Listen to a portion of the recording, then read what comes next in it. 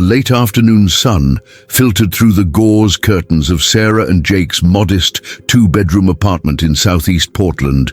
The living room had been transformed into a pastel wonderland. Soft pink and blue streamers hung from the ceiling, while balloons clustered in corners like colorful clouds. The coffee table groaned under the weight of carefully arranged gift boxes, their ribbons catching the golden light. Sarah stood in the kitchen doorway, one hand resting on her 7-month bump, watching their friends and family celebrate. Her black hair was pulled back in a simple bun, and she wore a flowing blue dress that complemented her glowing complexion. Despite the joy surrounding her, there was a subtle tension in her shoulders that only Jake would notice. Jake moved through the crowd with practiced ease, his work-calloused hands gentle as he refilled drinks and cleared plates. At 6'2", with sandy brown hair and kind hazel eyes, he had the sort of face that immediately put people at ease. But today, those same eyes kept darting toward the door, checking his phone, waiting. "Jake, honey, come open this one," called out Mrs. Patterson from next door, holding up a beautifully wrapped package. "It's from all of us at the apartment complex." As Jake settled into the designated chair beside Sarah, their fingers intertwined naturally. The gift revealed a handmade quilt, each square embroidered with different woodland creatures. Sarah's eyes welled up as she traced the delicate stitching. "Mrs. Patterson, it's beautiful," Sarah whispered, her voice thick with emotion. "My grandmother would have loved this," Jake added, his voice carrying a weight that made Sarah squeeze his hand tighter. The afternoon continued with the usual baby shower rituals, guessing games, advice from experienced parents, and enough onesies to clothe a small army. Elena Chen, Sarah's mother, bustled around with the efficiency of someone used to caring for others, making sure everyone had enough to eat while sneaking proud glances at her daughter. "You know," Elena said to Jake during a quiet moment, "I never thought I'd see my Sarah this happy. You've been good to her, mijo." Jake's smile was genuine but didn't quite reach his eyes. "She makes it easy, Mrs. Chen. She's everything." Order! As the party began to wind down and guests started to leave, Marcus lingered behind to help clean up. He'd been Jake's best friend since they were 12, bonding over shared detentions and a mutual love of skateboarding. Now, at 28, Marcus worked as a mechanic at the same garage where Jake had worked before transitioning to construction. "Good turnout," Marcus said, loading paper plates into a trash bag. "Your folks coming by later?" The question hung in the air like smoke. Jake's hands stilled on the gift he was folding tissue paper around. "Dad's working a long haul to Seattle," Jake said finally. "Won't be back until Thursday." "And your mom?" Sarah looked up from where she was carefully folding the quilt. She'd been wondering the same thing all day, but hadn't wanted to ask. Patricia Morrison's absence felt like a physical presence in the room, obvious and uncomfortable. Jake's jaw tightened almost imperceptibly. She had to work. Marcus knew Jake well enough to recognize the lie, but he also knew when to push and when to let things slide. This felt like dangerous territory. After Marcus left, Jake and Sarah settled on their couch, surrounded by the detritus of celebration. Sarah's feet were propped up on Jake's lap, and he absently massaged her swollen ankles. "It was a beautiful day," Sarah said softly, though her eyes searched Jake's face. "Everyone was so excited about the baby." "Yeah," Jake agreed, but his voice was distant. "Jake, where was your mom today?" The question that had been building all afternoon finally found its voice. Jake's hands stilled on her feet, and for a moment, the only sound was the tick of the kitchen clock. She had to work," he repeated, but the words felt hollow even to him. Sarah shifted to face him more directly, her dark eyes serious. "Jake, she's been working a lot of weekends lately, and she hasn't been returning my calls. Did I do something wrong?" The pain in her voice cut through Jake like a blade. He closed his eyes, struggling with a truth he'd been carrying alone for weeks. "No, baby, no, you didn't do anything wrong." "Then what is it? I can feel that something's wrong. Your dad seems excited about being a grandfather, but your mom..." Sarah's voice trailed off, unwilling to voice her fears. Jake looked at the woman he loved, carrying his child, glowing with happiness despite her exhaustion. The woman who'd painted the nursery by herself when he was working overtime, who'd researched every baby product with the thoroughness of a scientist, who'd already started a savings account for their child's college education. She doesn't think the baby is mine. The words fell between them like stones in still water, creating ripples that would change everything. Sarah's face went through a series of expressions: confusion, hurt, disbelief, and finally a quiet devastation that made Jake's chest tighten. What? She thinks you cheated on me. She thinks the baby isn't mine. The silence that followed was deafening. Sarah's hand moved instinctively to her belly, as if protecting their child from words that had already been spoken. But why would she think that? Sarah's voice was barely above a whisper. Jake, we've been together for 3 years. We live together. We're planning to get married after the baby comes. Why would she think I would cheat on you? Jake's hands clenched into fists on his knees. This was the part he'd been dreading, the part that made him sick to think about. Because, he said, his voice rough with emotion, she thinks you're too good for me. She thinks someone like you wouldn't really want someone like me. She thinks you must have been with someone else, someone with more money, more education, more everything. The words hung in the air like accusations. Sarah felt as if she'd been slapped. Someone like me, she repeated, her voice dangerously quiet. What does that mean exactly? Jake rubbed his face with his hands, exhausted by the weight of secrets. She sees your college degree on the wall. She sees your art, your family's success. She sees that you're beautiful and smart, and she can't understand why you'd choose me. So she assumes I'm lying about my own child's paternity. Sarah, no. Jake, no. Sarah struggled to her feet, her movements awkward with the weight of pregnancy. Your mother thinks so little of me that she believes I would lie about who fathered my child, that I would cheat on you and then try to trap you with another man's baby. The hurt in her voice was palpable, but underneath it was something else. Anger, pure and justified. She's wrong, Jake said desperately, standing to face her. Baby, she's completely wrong, and I've told her that. I've defended you every time she's brought it up. Every time. Sarah's voice rose slightly. How many times has she brought it up, Jake? How long has this been going on? Jake's silence was answer enough. Since we told her I was pregnant, he admitted finally. She's been saying things, suggesting things. She wants me to ask for a paternity test. Sarah felt the room spinning slightly. She gripped the back of the couch for support, her breathing shallow. She wants you to ask for a paternity test, Sarah repeated slowly, as if testing the words. Your mother wants you to ask me, the woman you claim to love, the woman carrying your child, to prove that I haven't betrayed you. I would never ask you that, Jake said quickly. I know this baby is mine. I know you would never, but you've been carrying this around for months? Sarah's voice broke slightly.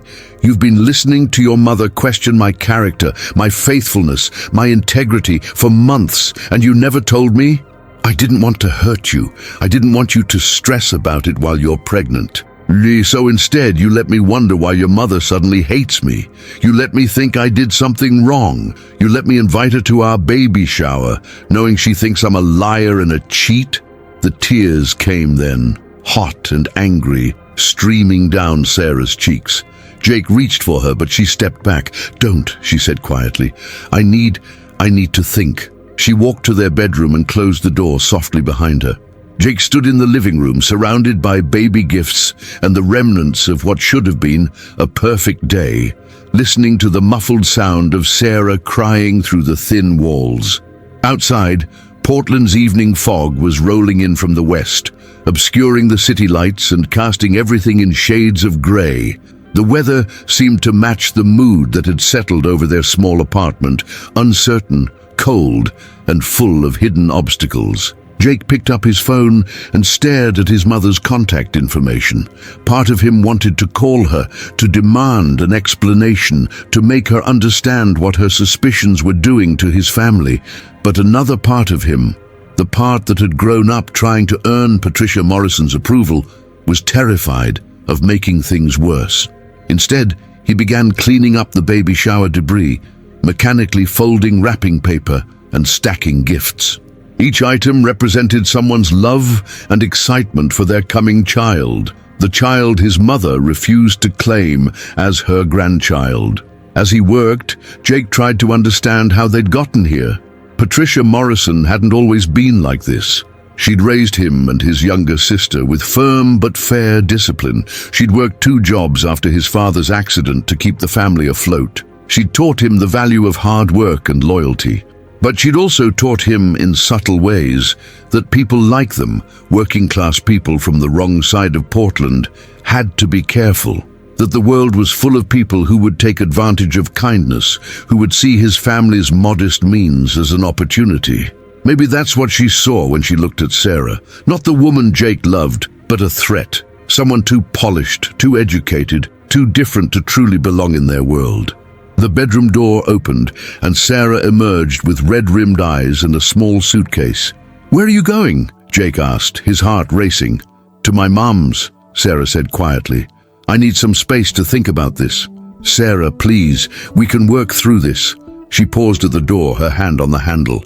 "Can we, Jake? Because right now I don't know what's worse, that your mother thinks I'm a cheater, or that you've been lying to me about it for months." "I wasn't lying. Lying by omission is still lying." She turned to face him one last time. "I thought we were partners, Jake. I thought we told each other everything. But you've been having conversations about me, about our baby, about our relationship, and you decided I didn't have the right to know. I was trying to protect you." "No," Sarah said, her voice firm despite her tears. "You were trying to protect yourself. You were trying to avoid dealing with this conflict, so you put it all on me to carry without even knowing it." The door closed behind her with a soft click, leaving Jake alone with the gifts and the silence and the weight of choices he'd made in the name of protection. Outside, the fog continued to roll in, and somewhere in the distance a train whistle echoed through the night, a lonely sound that seemed to carry all the sadness and uncertainty of the moment. Jake sank onto the couch, his head in his hands, wondering how a day that had started with such promise had ended with the 2 most important women in his life further apart than ever. The baby was due in 2 months. Time was running out to figure out how to bring his family back together, if it was even possible. 3 days passed like a slow-motion disaster. Jake went through the motions of work, swinging his hammer with mechanical precision while his mind replayed every moment of the baby shower catastrophe. The construction site buzzed with its usual symphony of power tools and shouted conversations, but Jake felt disconnected from it all, like he was watching his life happen to someone else. "Morrison, you're putting those nails in crooked," called out his foreman, Tommy Rodriguez, a weathered man in his 50s who'd been in construction since before Jake was born. "What's eating you, kid?" Jake looked down at the warped board he'd been working on, seeing the haphazard line of bent nails like a visual representation of his current state of mind. "Sorry, Tommy, I'll fix it." "Take 5, Tommy said, not unkindly. "Whatever's going on at home, bring it here and somebody's gonna get hurt."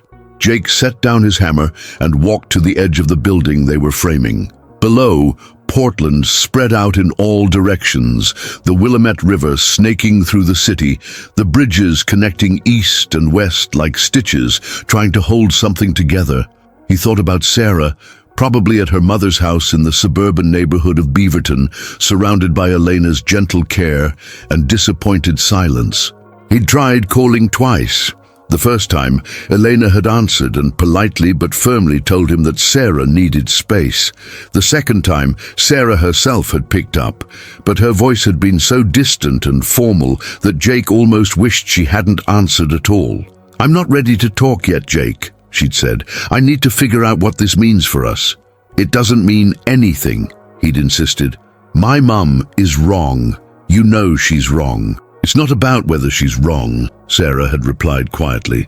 "It's about what you did with that wrongness. It's about the choice you made to handle this alone." His phone buzzed now with a text from Marcus.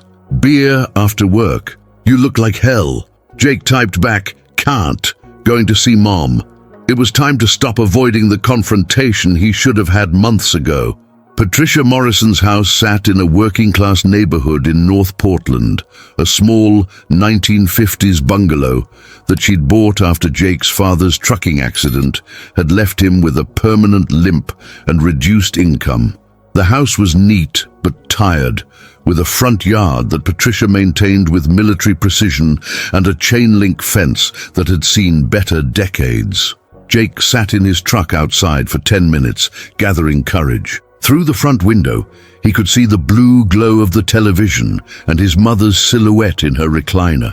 She was probably watching the evening news, as she did every night at exactly 6 o'clock, with a cup of coffee that had gone cold hours ago. The front door opened before he could knock.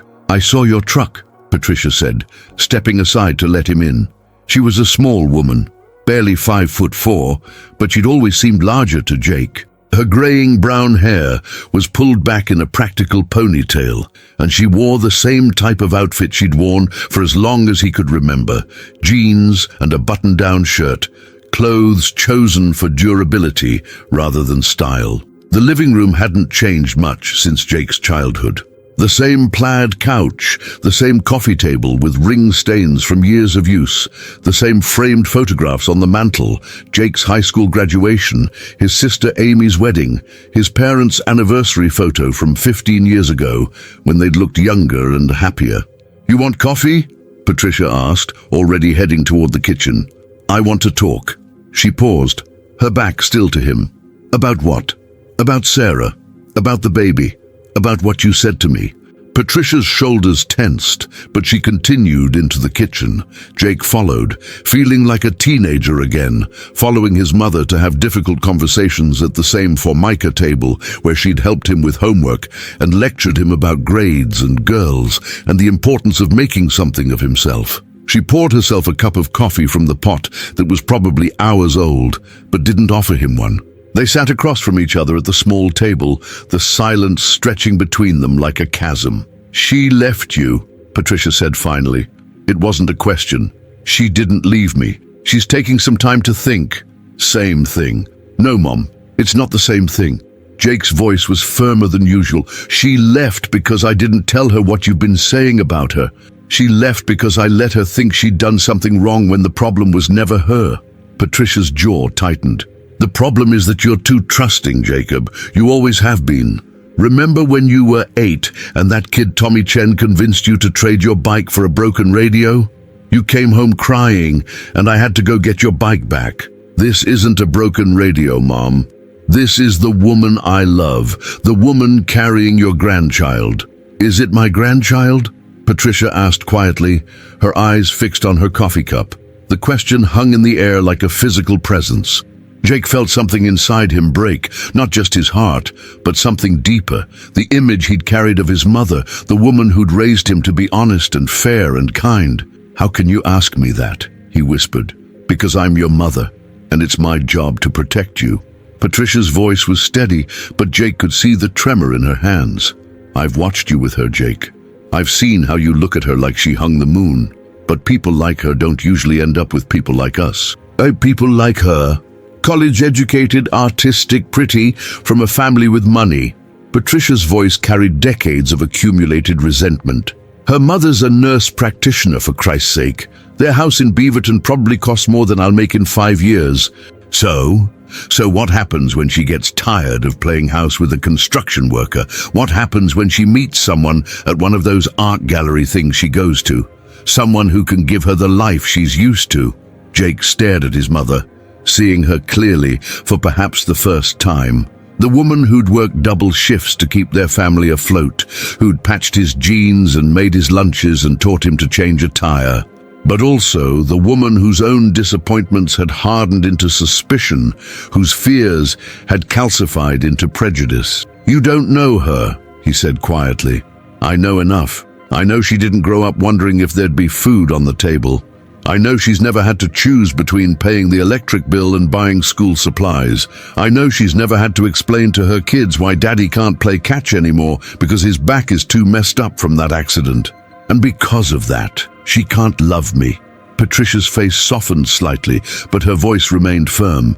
I'm not saying she can't love you. I'm saying love isn't always enough. I'm saying that when reality hits, when the baby comes and money gets tight and you're working 60-hour weeks just to keep up, love can start to feel like a luxury she can't afford. So you decided she was cheating on me? I decided to pay attention to the timeline.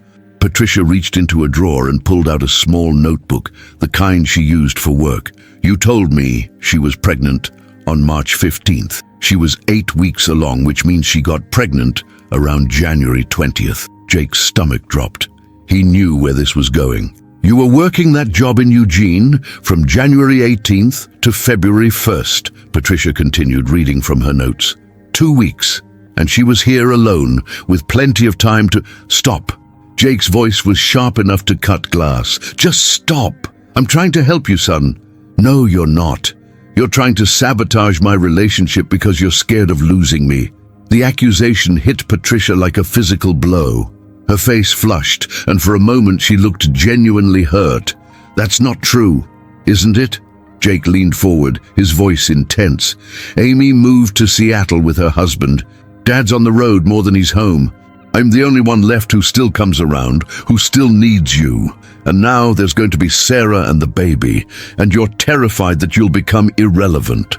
I raised you better than to talk to me like that. You raised me to be honest, so here's some honesty. I was in Eugene for work, but I came home every weekend. Every single weekend.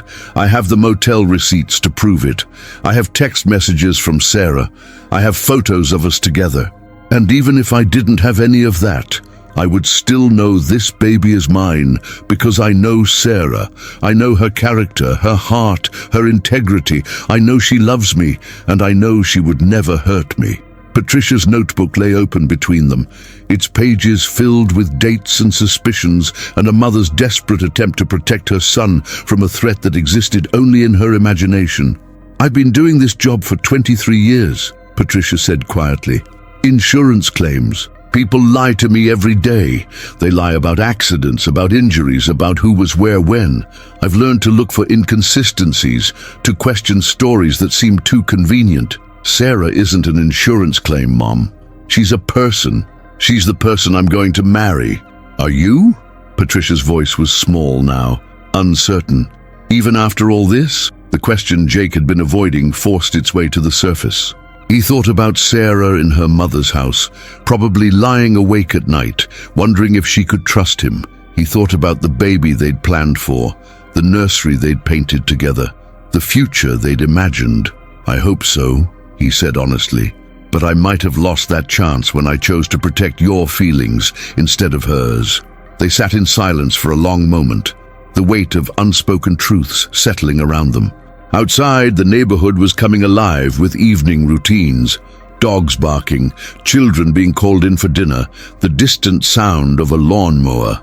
I never meant for her to get hurt, Patricia said finally. But she did get hurt, and now she doesn't trust me. What are you going to do? Jake looked at his mother, really looked at her. He saw the fear in her eyes, the loneliness she tried to hide, the love that had twisted itself into something destructive. I'm going to fight for my family, he said, for Sarah and for our baby, and I'm going to keep fighting until I convince her that she can trust me again. What about me? The question was barely audible. What about you? Am I still part of your family? Jake closed his eyes, feeling the weight of choice. The easy answer would be to reassure her, to smooth things over, to find a way to make everyone happy. But he thought about Sarah's words. You were trying to protect yourself. That depends, he said quietly. Can you accept that this baby is your grandchild? Can you treat Sarah with the respect she deserves? Can you understand that your fears don't give you the right to question her integrity? Patricia's hands trembled as she closed the notebook. I don't know if I can trust her. Then you've made your choice, Jake said, standing up, because I won't have my child grow up feeling unwanted by their grandmother. I won't have Sarah subjected to suspicion and coldness in her own family. Jacob, wait. But Jake was already at the door, his hand on the knob. I love you, Mom. I always will. But I love them too, and I choose them. I should have chosen them months ago.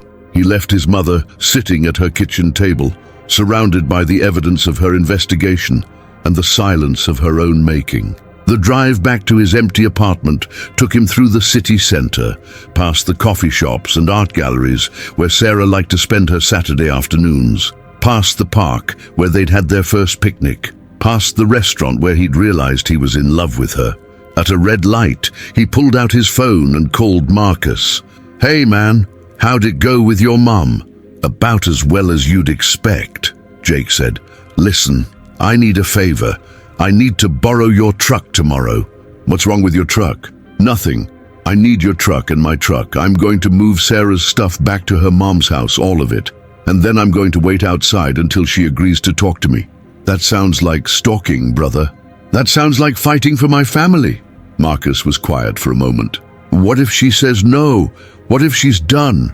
Jake looked up at the traffic light, watching it cycle through its colors, red to green to yellow and back again, an endless pattern of stops and starts and caution. "Then at least I'll know I tried everything," he said.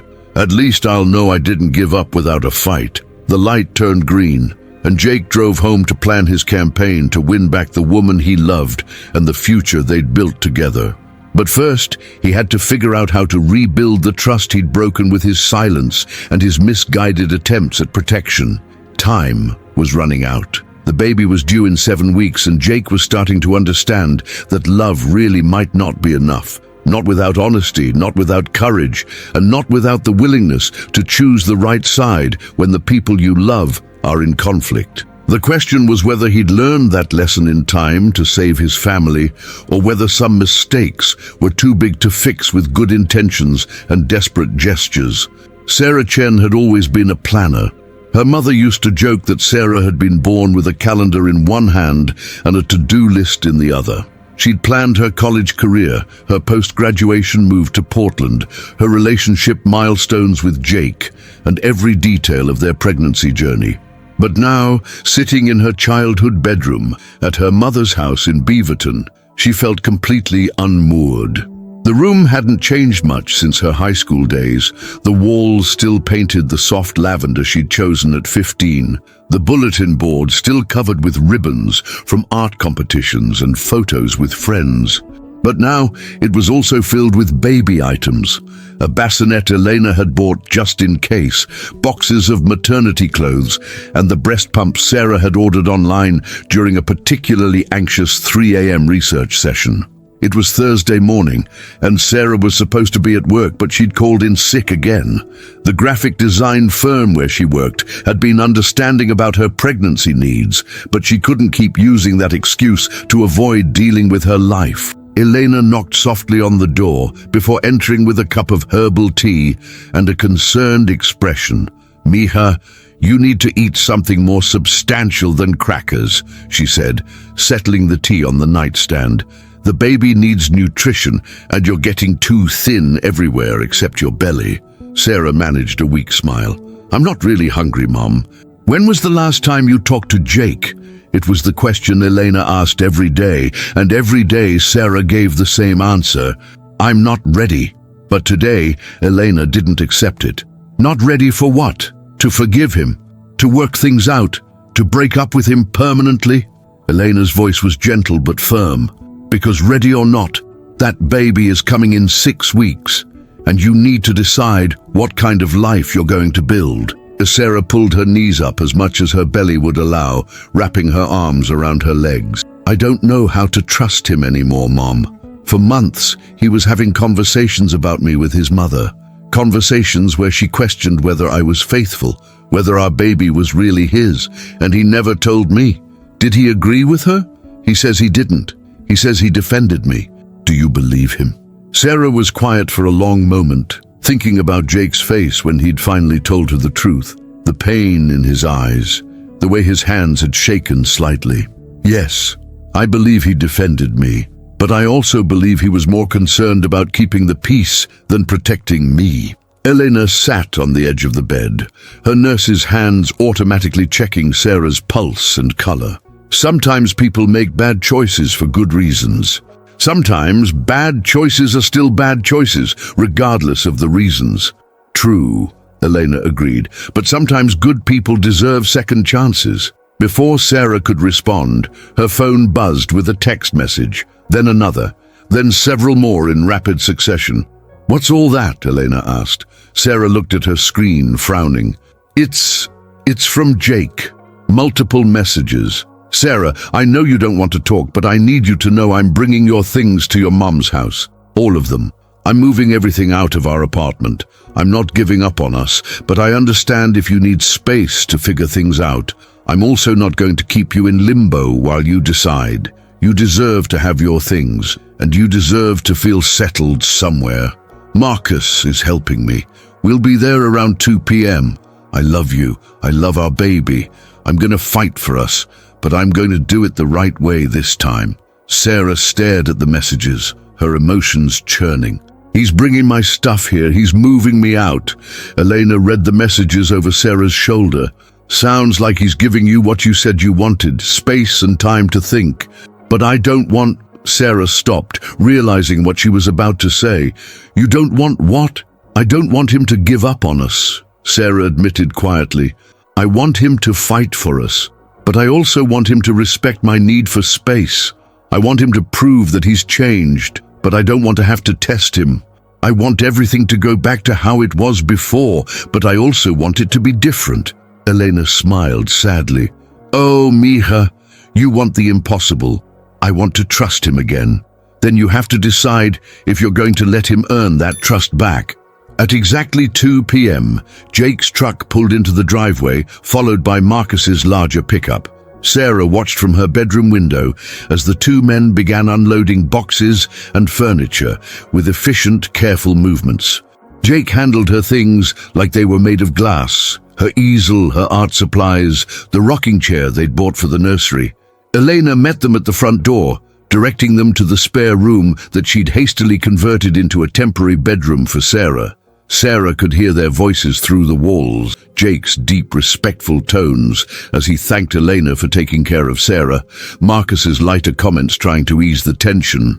When they finished, Sarah heard the front door close and the truck start up. She looked out the window, expecting to see them leave, but Jake's truck was still in the driveway. Marcus drove away, but Jake remained, sitting in his cab, staring at the house. An hour passed, then 2. Jake didn't move. "What is he doing?" Sarah asked Elena, who had come to check on her. "I think he's waiting." "For what?" "For you to decide what you want to do." Sarah paced the small room.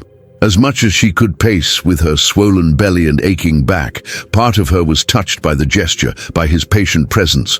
Part of her was frustrated by the pressure it implied, and part of her was terrified by the conversation they would eventually have to have. At 6 p.m., Elena knocked on the door again. "I made dinner.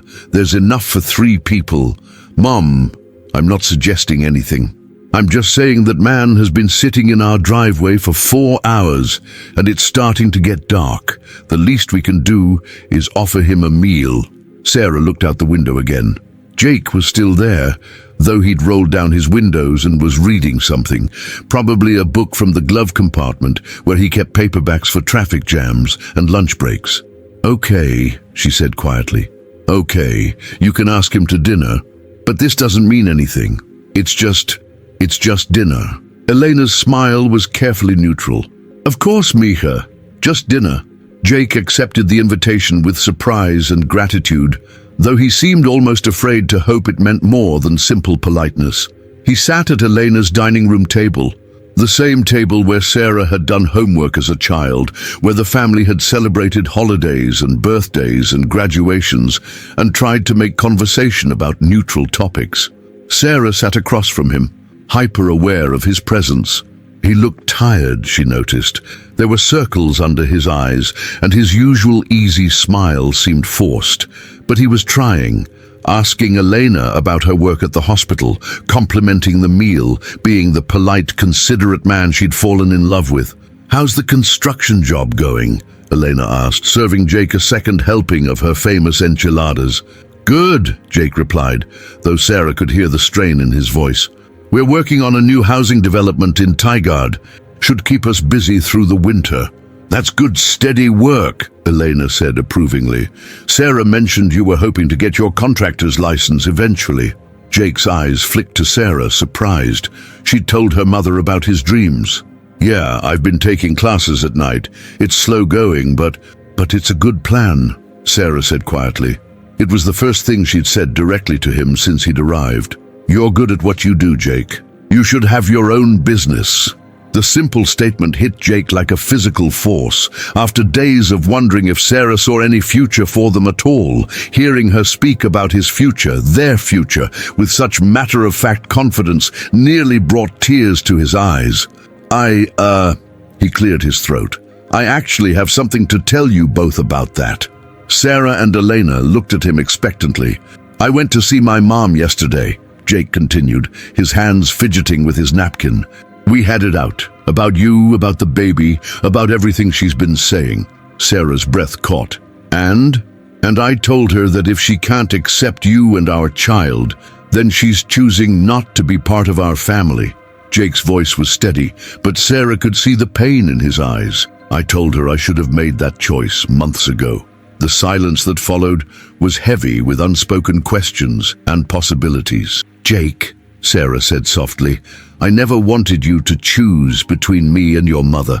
I know, but some choices choose themselves.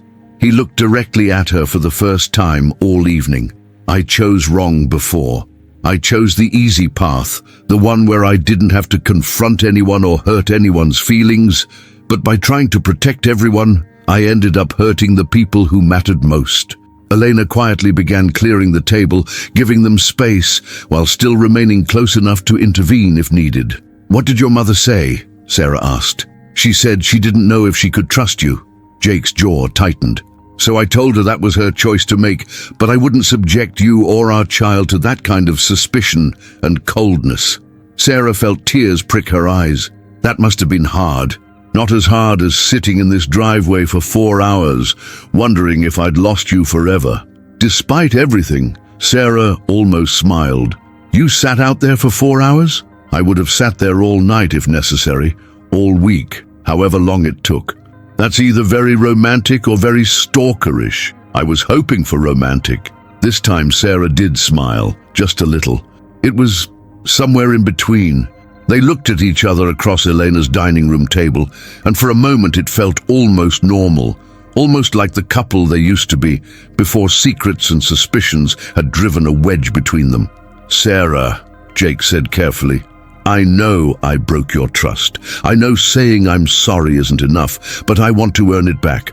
I want to show you that I can choose us, choose our family, even when it's hard. How? It was a simple question with a complicated answer. Jake had been thinking about it for days, ever since she'd left. I don't know yet, he admitted, but I want to figure it out together. I want to be the partner you deserve, the father our child deserves. I want to be someone you can count on to tell you the truth, even when it's uncomfortable. Sarah was quiet for a long moment, her hand resting on her belly where their child was growing. The baby chose that moment to kick, a strong movement that made her gasp slightly. Are you okay? Jake asked immediately, half rising from his chair. Fine, the baby's just active tonight. She looked down at her belly, then back at Jake. Do you want to feel? The question hung in the air between them, loaded with meaning. Jake had felt the baby kick dozens of times before, but this felt different.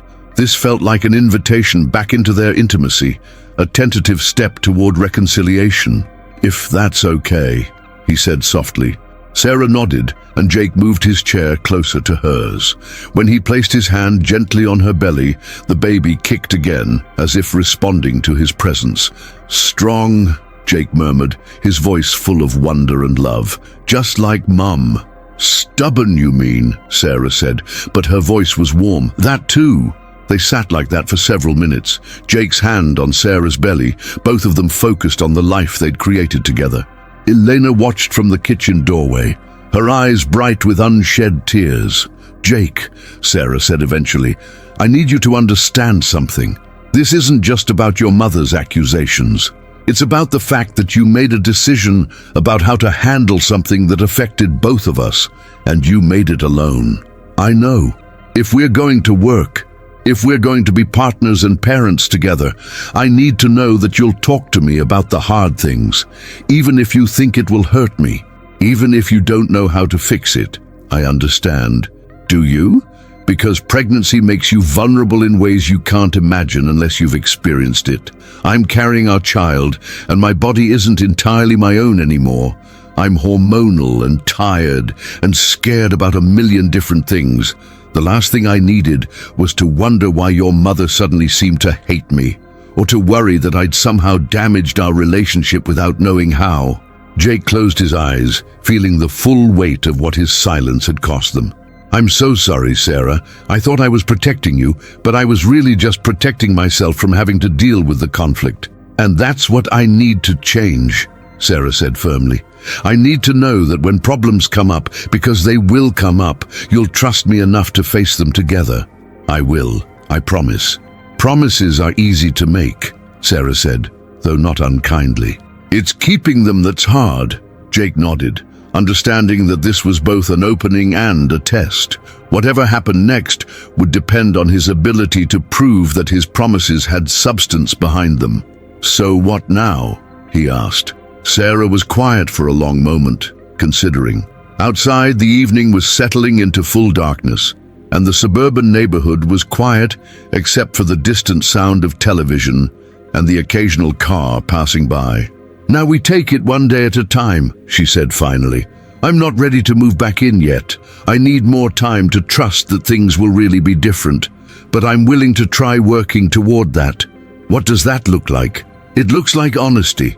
Complete honesty, even about things that are uncomfortable or complicated.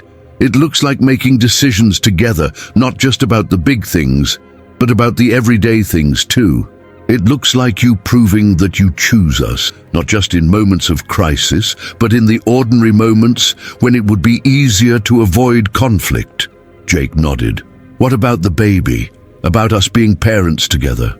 We're going to be parents no matter what happens between us, Sarah said practically. That child deserves to have both of us in their life, regardless of whether we end up together as a couple. But if we're going to try to be a family, really be a family, then we need to learn how to be a team. I want that, Jake said quietly. More than anything. Then you're going to have to show me, starting with your mother. Jake's stomach clenched. What about her? You said you told her she needed to accept me and the baby or she wouldn't be part of our family. But Jake, she's still your mother. And this baby is still her grandchild, even if she doesn't want to admit it. If we're going to be a family, we need to figure out how to handle difficult relationships without cutting people off completely. You want me to try to fix things with her? I want us to try to fix things with her. Together, as a team. Because running away from difficult family members isn't going to work long term, especially once we have a child. We need to learn how to set boundaries while still keeping doors open for reconciliation. Jake felt a mix of hope and terror.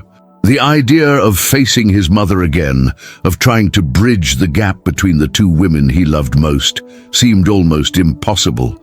But the fact that Sarah was saying us and we felt like a miracle. How do we do that? I don't know yet, Sarah admitted. But we figure it out together. We talk about it, we make a plan, and we execute it as partners.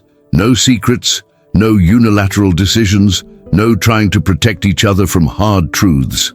Even if it gets messy, especially if it gets messy.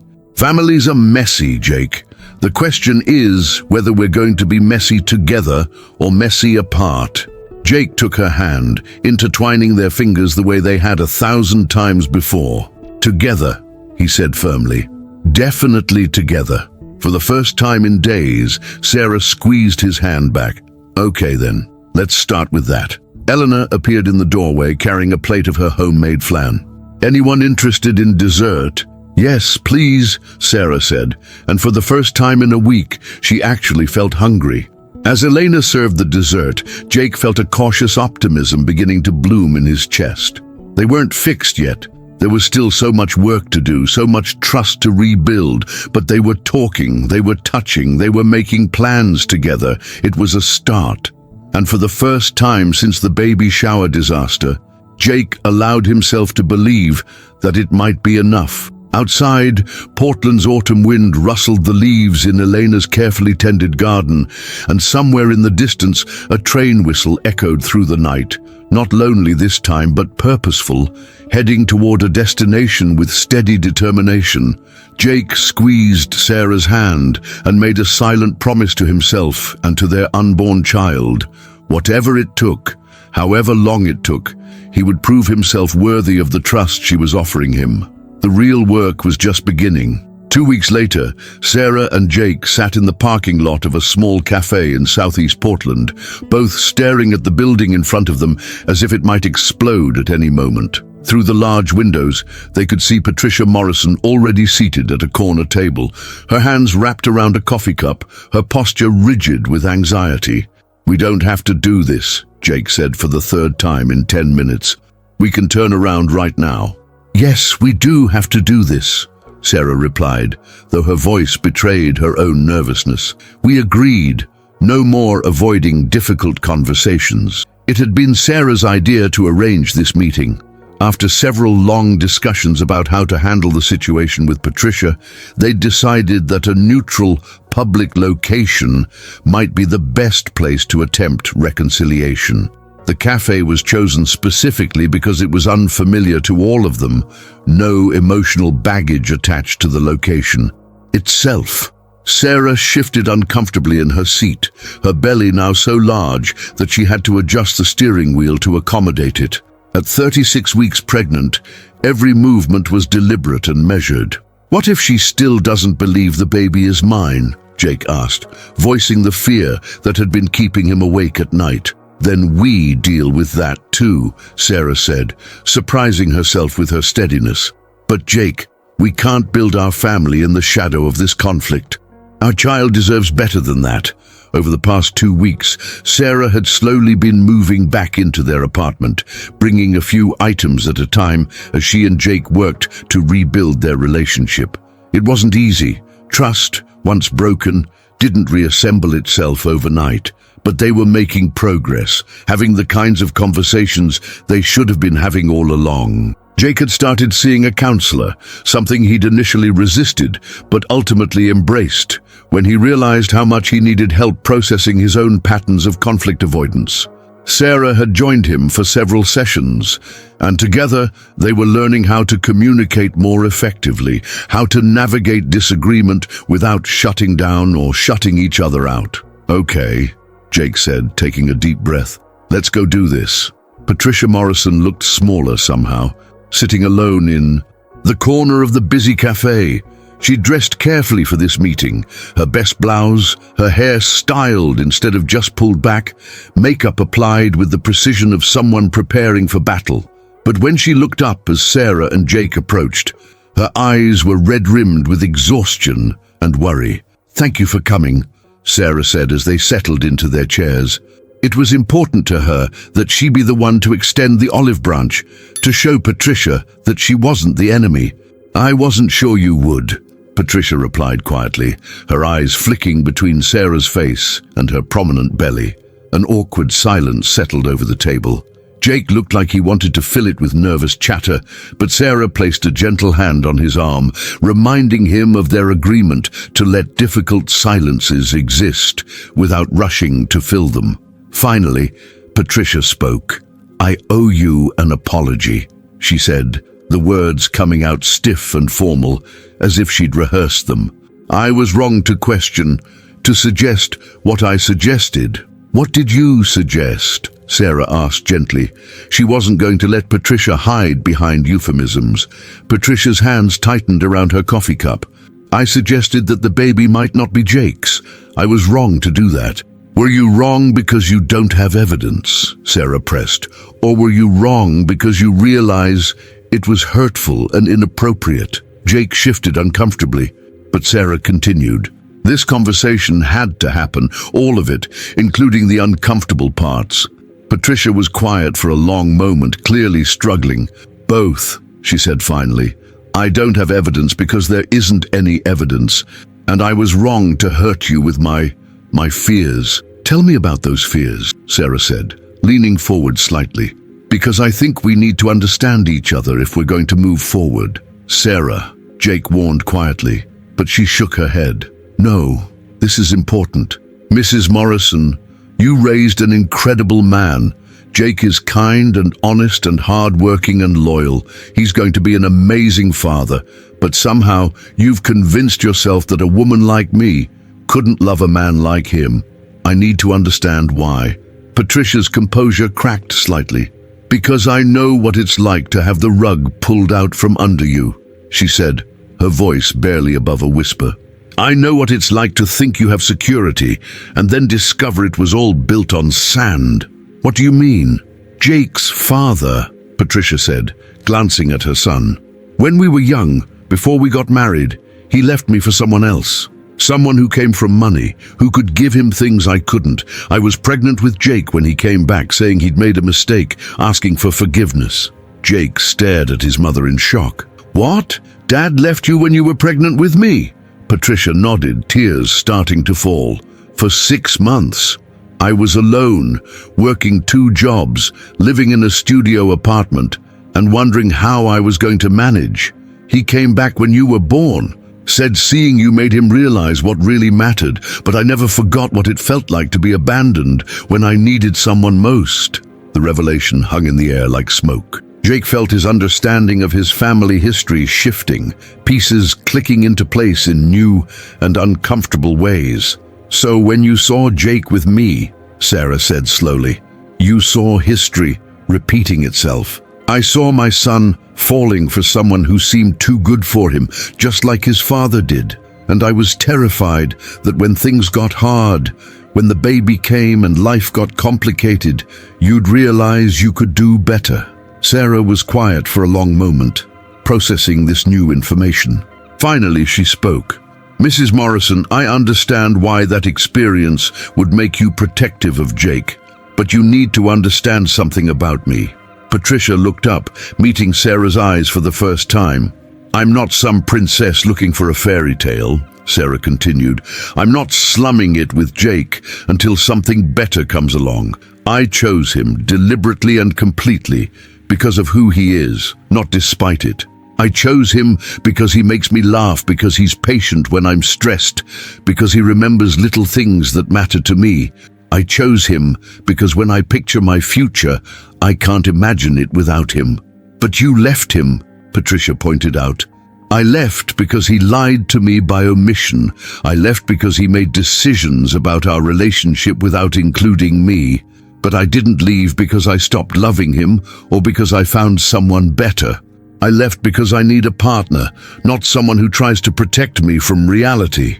Jake reached for Sarah's hand. And I'm learning how to be that partner.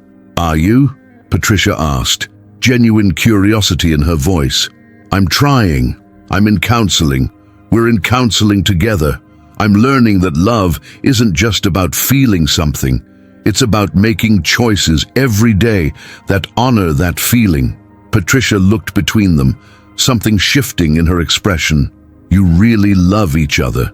Yes, Sarah said simply, we really do. And this baby is Jake's child, Sarah said firmly. Conceived in love, wanted by both of us, and already so loved, it's almost overwhelming. Patricia's face crumpled then, months of fear and suspicion giving way to grief for the time they'd lost, the joy she'd missed, the relationship she'd nearly destroyed. I'm so sorry, she whispered. I'm so sorry. I let my own fear poison something beautiful, and I nearly cost Jake the family he deserves. Sarah felt her own tears starting. Mrs. Morrison, Patricia. Please call me Patricia. Patricia, we all make mistakes when we're scared. The question is what we do next. What can I do? How can I fix this? Sarah looked at Jake, who nodded encouragingly. They discussed this possibility, had planned for this moment of potential reconciliation. You can start by accepting that this baby is your grandchild, Sarah said. Really accepting it, not just saying the words, but feeling it in your heart. And you can trust Jake's judgment about who he chooses to love. And you can support us, Jake added. As a couple, as parents, as a family, instead of looking for reasons why it won't work, you can help us make it work. Patricia nodded eagerly. Yes, I can do that. I want to do that. It's not going to be easy, Sarah warned. We're all going to have to work at this. Building trust takes time. I have time, Patricia said, and I want to be part of this baby's life. I want to be the kind of grandmother who shows up, who helps, who loves unconditionally. As if summoned by the mention of love, the baby chose that moment to deliver a particularly strong kick, making Sarah gasp and place both hands on her belly. "Oh!" she exclaimed. "This little one is very active today." Patricia's eyes were drawn to Sarah's belly, her expression full of longing and wonder. "May I?" Sarah looked at Jake, who smiled encouragingly. "Would you like to feel the baby kick?" Patricia's hands trembled as she reached across the table, placing her palm gently on Sarah's belly. Almost immediately, the baby kicked again, as if introducing themselves to their grandmother. "Oh my God!"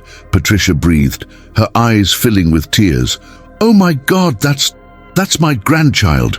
"Yes," Sarah said softly, "that's your grandchild."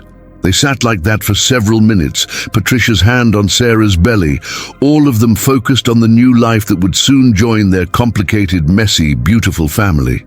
"Do you know if it's a boy or girl?" Patricia asked.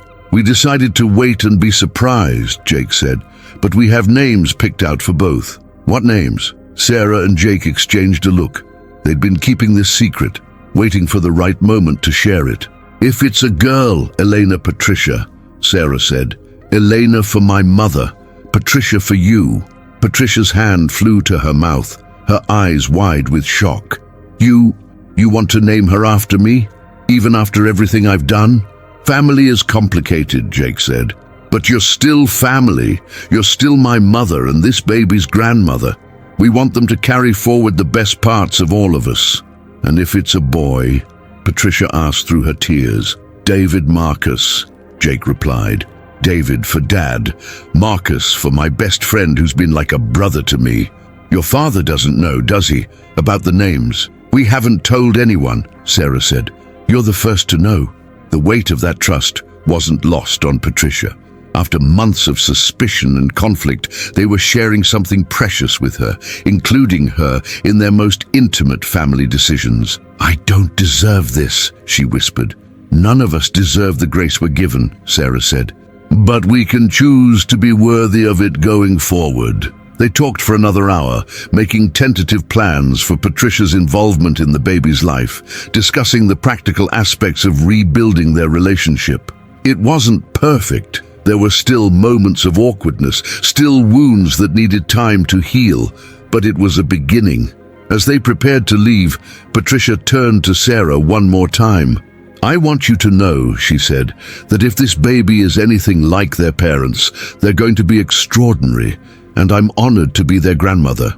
"They're going to be loved," Sarah replied, "by all of us. That's what matters most."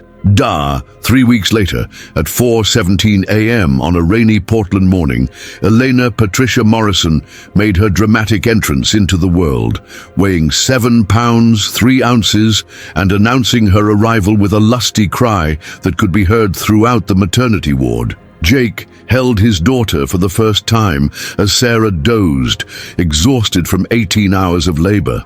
The baby was perfect. Tiny fingers that gripped his thumb with surprising strength, dark hair like her mother's, and eyes that seemed to look right through him to his soul. "Hello, little one," he whispered. "I'm your daddy. I've been waiting to meet you."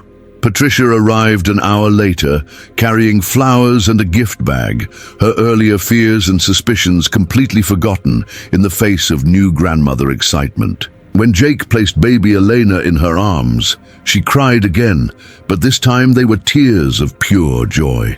"She's beautiful," Patricia breathed. "She's absolutely perfect." "She is," Sarah agreed, watching from her hospital bed with tired but happy eyes.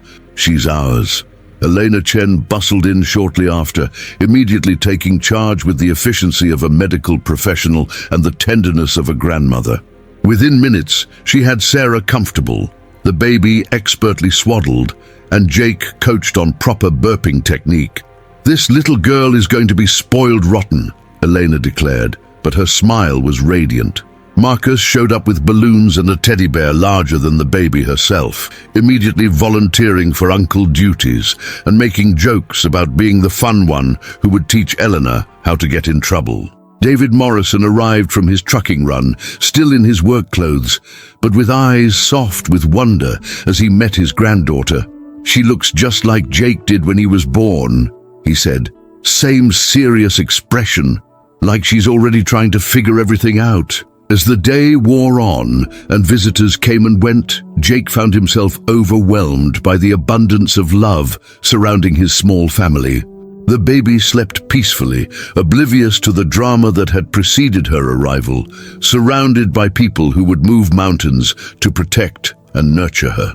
That evening, as the hospital settled into quiet and Sarah slept, Jake sat in the bedside chair holding his daughter, marveling at how something so small could change everything so completely.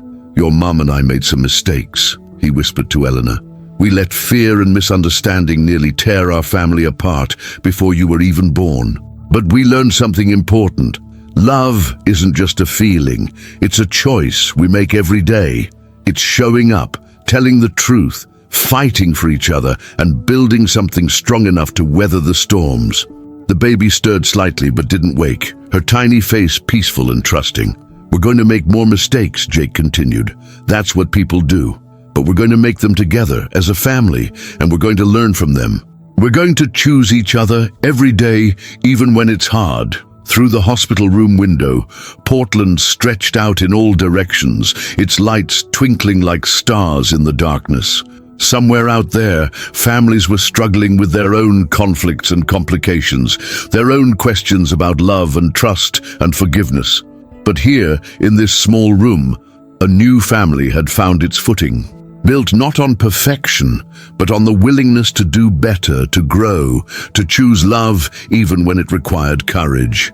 Jake looked down at his daughter, at Sarah sleeping peacefully nearby, at the cards and flowers and gifts that represented a community of people who cared about them, and felt a profound gratitude for second chances. "Welcome to the world, Elena Patricia Morrison," he whispered. "You are so loved, and this is just the beginning." Outside, the rain continued to fall on Portland's streets, washing the city clean and preparing it for whatever tomorrow might bring. But inside the warm glow of the hospital room, a family slept peacefully, complete at last, ready to face the future together. The end. Epilogue. 6 months later, Sarah stood in the doorway of Elena's nursery, watching Jake change their daughter's diaper with the expertise of someone who'd done it hundreds of times. The baby babbled happily, reaching for the mobile of woodland creatures that hung above her changing table, a gift from Mrs. Patterson and the neighbors, who had all fallen completely in love with the little girl who'd charmed the entire apartment complex. "Someone's in a good mood this morning," Sarah observed, sipping her coffee and enjoying the domestic scene. "She slept for 6 hours straight," Jake said, lifting Elena and nuzzling her neck until she giggled. "I think we might have finally turned a corner on the sleep thing." At 6 months old, Eleanor was a happy baby who had inherited her mother's easy smile and her father's curiosity about everything around her. She was also, as Patricia frequently pointed out, completely spoiled by her extended family's devotion. The relationship between Sarah and Patricia had continued to evolve and strengthen over the months since Eleanor's birth. Patricia had proven herself to be the kind of grandmother who showed up for middle-of-the-night emergencies, for babysitting duties when Sarah and Jake needed date nights, for celebrating every milestone from first smiles to first attempts at sitting up. More importantly, she had become someone Sarah could count on, someone who supported their family decisions and respected their autonomy as parents. "Your mum called," Sarah said, as Jake carried Elena into the living room. "She wants to know if we're still planning to have Elena's half-birthday party at their house next weekend." "Half-birthday party," Jake repeated, shaking his head in amused disbelief. "I never had a half-birthday party." "You also never had two grandmothers competing to see who could spoil you more thoroughly." It was true. Elena had won the grandmother lottery, Elena Chen brought the practical gifts and medical expertise, while Patricia Morrison brought the emotional enthusiasm and endless willingness to babysit. The two women had formed an unlikely friendship, bonding over their shared devotion to Elena and their mutual determination to support Sarah and Jake's relationship. "Speaking of parties," Jake said, settling onto the couch with Elena on his lap, "Marcus wants to know if we've set a date yet." Sarah's engagement ring caught the morning light streaming through their living room windows. Jake had proposed 3 months ago on a quiet Sunday morning when Elena was napping, and they were doing nothing more romantic than folding laundry together. It had been perfect, simple, genuine, and completely them. "I was thinking October," Sarah said, sitting beside them on the couch. "Elena will be walking by then, hopefully, and she can be our flower girl. October sounds perfect." They sat together in comfortable silence, watching Elena explore the texture of Jake's work shirt with intense concentration. The apartment around them showed signs of their growing family. Toys scattered on the coffee table, a high chair in the dining area, photographs of Elena's milestones covering the refrigerator. But it also showed signs of their growing partnership. Sarah's artwork on the walls alongside Jake's woodworking projects, their shared calendar posted prominently in the kitchen, evidence of a life built on mutual respect and honest communication. "I have something to tell you," Jake said, his voice carrying a note of excitement that made Sarah look at him curiously. "Good something or concerning something?" "Good something. I passed the final exam for my contractor's license yesterday." Sarah's face lit up with pride and excitement. "Jake, that's wonderful. Why didn't you tell me immediately? I wanted to make sure it was official. I got the confirmation email this morning." Sarah leaned over to kiss him, careful not to disturb Elena, who was now contentedly chewing on Jake's shirt collar. "I'm so proud of you. You worked so hard for this." "We worked hard for this," Jake corrected. "You took care of everything else so I could study. You encouraged me when I wanted to quit. You believed in me even when I didn't believe in myself." It was true. The past year had tested them in ways they couldn't have imagined, but it had also taught them how to be real partners, how to support each other's dreams while building something together. "So, what happens now?" Sarah asked. "Now I start planning my own business. Morrison Construction has a nice ring to it, don't you think?" "It has a perfect ring to it." Eleanor chose that moment to let out a happy squeal, as if she approved of the family business plan. They both laughed, and Sarah marveled at how different this moment felt from those dark days 6 months ago, when she'd wondered if their love would be enough to overcome the obstacles they faced. Love, it turned out, was enough, but only when it was paired with honesty, courage, and the willingness to keep choosing each other even when it was difficult. "You know what I love most about our story?" Sarah said, watching Jake make silly faces at Elena. "What's that?" "It's not a fairy tale. It's real. It's messy and complicated and sometimes hard, but it's ours, and it's built on something solid." Jake looked at her, at their daughter, at the life they'd created together through trial and error and stubborn determination. "Yeah," he said, his voice full of contentment and hope. "It really is." Outside their apartment window, Portland was waking up to another beautiful day, full of possibilities and challenges, and the ordinary miracles that make up a life. And inside, a family that had learned how to love each other through anything settled in to enjoy a quiet Sunday morning together, secure in the knowledge that whatever came next, they would face it as a team. The real fairy tale, Sarah thought as she watched her fiancé teach their daughter how to clap her hands, wasn't about perfection. It was about finding someone worth fighting for, and then doing the work to build something beautiful together, one honest conversation at a time.